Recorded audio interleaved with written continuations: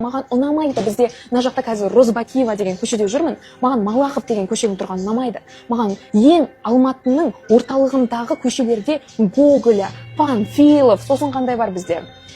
Фурманова деген аттар болғаны ұнамайды, достар.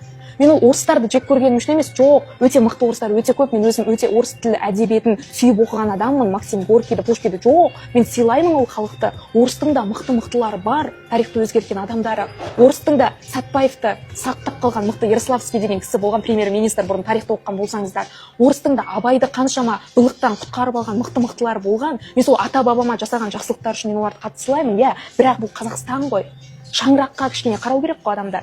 Бұл менің ата-бабамның қанымен, жанымен келген жер ғой. Неге Қаракерей Қабанбайдың атын бермеске орталыққа? Неге Қанжығалы Бөгенбайдың атын бермеске? Неге Исатай деген көше жоқ? Неге Мәшһүр Жүсіп деген көше жоқ? Неге бізде Астанадағы, бас қаламыздағы ең басты университетте Гумилев деген атты береді?